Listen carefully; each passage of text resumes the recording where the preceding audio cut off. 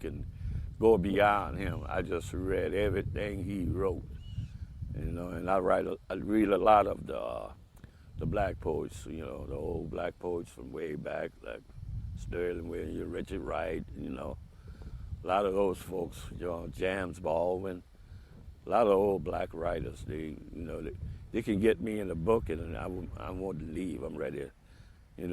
That's my inspiration from them.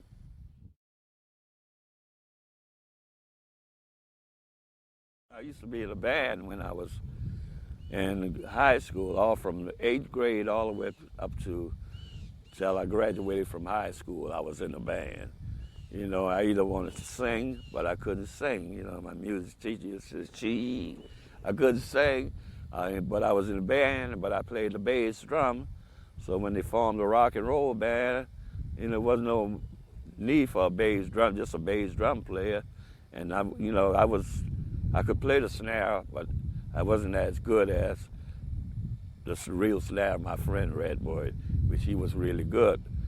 And I always wanted to be on that stage, so I love music. And like I say, I couldn't sing, and I always thought about getting me a band, a bass drum, and just start me a brass band. But there was no brass band in Vacherie, so I had to stick with the storytelling and the performance stuff.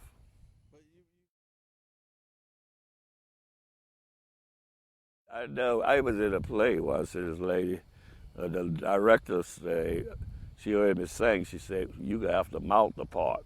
And she went to Europe, and this other director took over, music director took over, and he said, "Well, ain't no such thing as tone deaf." He said, "Everybody can sing." When he said that, I said, "Hell, we ever sing?" I started singing. She came back from Europe, this band director, and looked at me and said, "Wow, we was watching a video of the show." And she said, "Wow, you the best mouther I know." I said, "Mouth my ass." I was singing. Well, I do sing, I sing. Well, I don't class myself as a singer. That's something I see a lot of poets get on the stage and embarrass themselves singing. Please don't sing. Some people are not supposed to sing, really.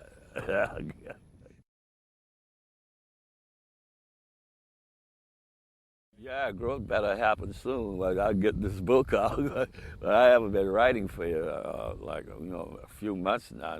Just bitten here and there. But when in writing, as soon as I sit down and start doing, it's gonna come. But just to sit there and do it, to make up my mind, to sit there and write is one of the hardest things I can do.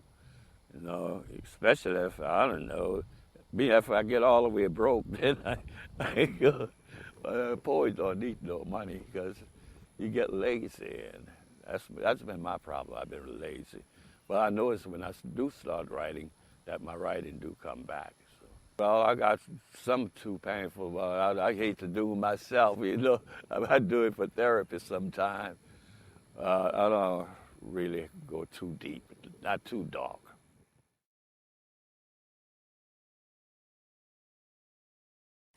Well, well, they've taken me all over the United States. I've been just about everywhere: Chicago, New York, all of Texas, Vancouver. It wasn't for these poems, a lot of places I would never be heard, and it gave me an outlet to express some of the feelings I have, and they really do me good inside. I feel good after a performance, but I feel even better when I write a piece.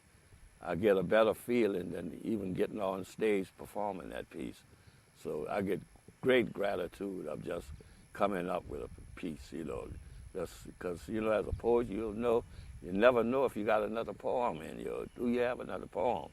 Another winner, at least. Anybody can write a poem. Do I have another winner in me? And when I do get a piece, I feel so grateful, so good about it. It's one of the greatest highs I know.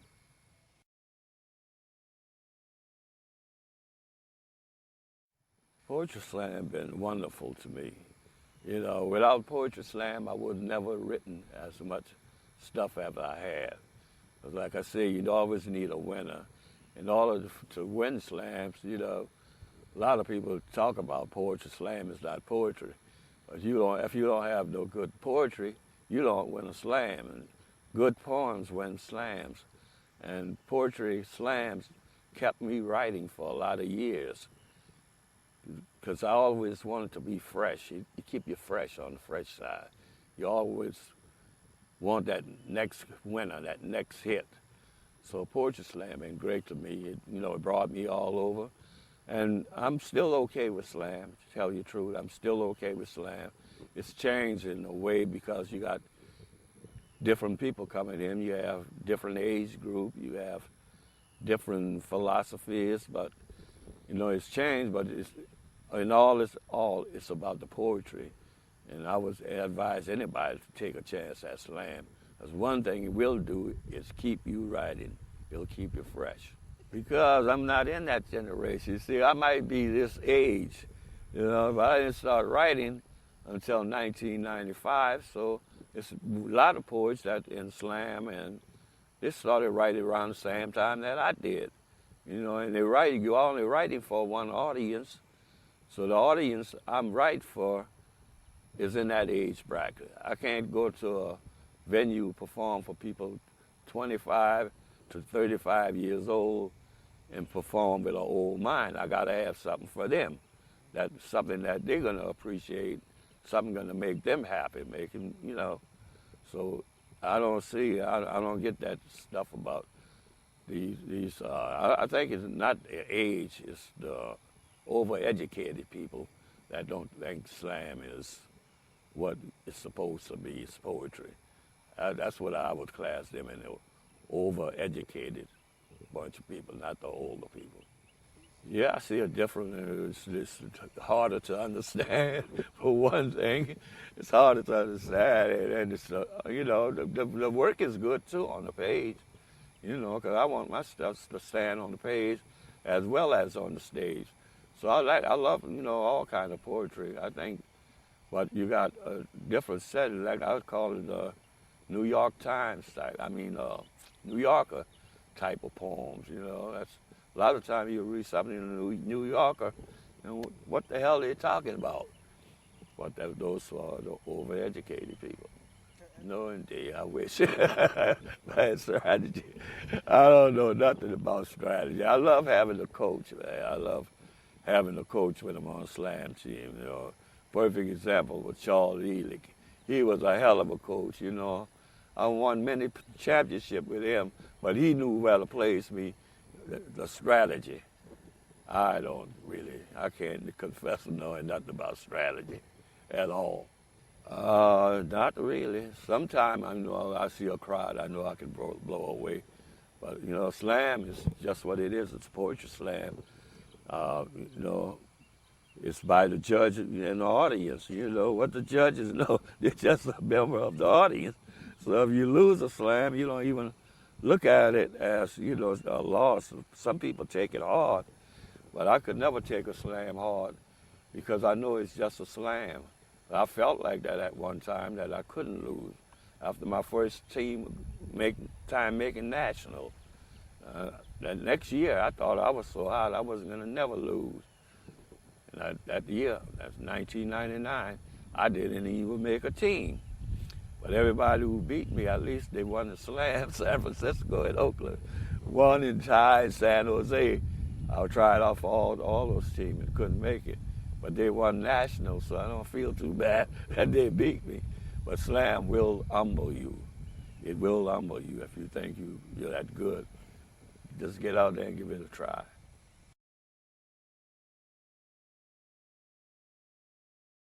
You can feel the difference. Yeah, it changed me a lot. Made me want to go to school. Yeah, I knew I wanted to do so. I wanted to write. I wanted to talk. If you hear how I know you've been talking to my friend over there at Pickle, you hear his accent, how he talk. When I went to California, I couldn't talk, but I wanted to be on radio. The hardest job in the world for somebody talking is to be on radio. With the voice, my diction I had.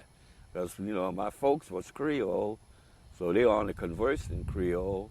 And when they talk, it was this, that, duh, and it wasn't no, come here, not come here. It wasn't no there, dad.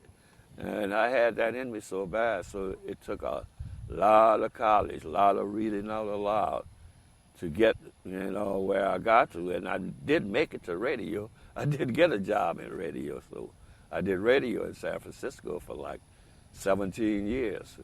I made it on the air. But it took a lot of school, a lot of rehearsal, a lot of reading out aloud.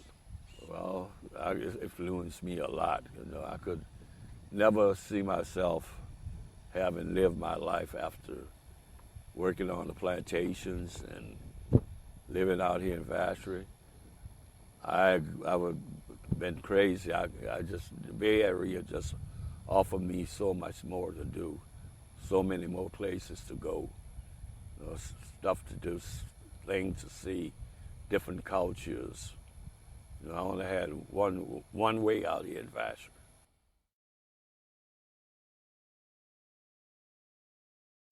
All the time, it was in my mind since I was young, I'm going to go, I'm going to find my daddy. And I did find him. It was too late, he had passed away. But I found out who he was and got to know my brother. So I did exactly my grandmother used to, when I used to ask her about, will I ever find my dad? And she said, God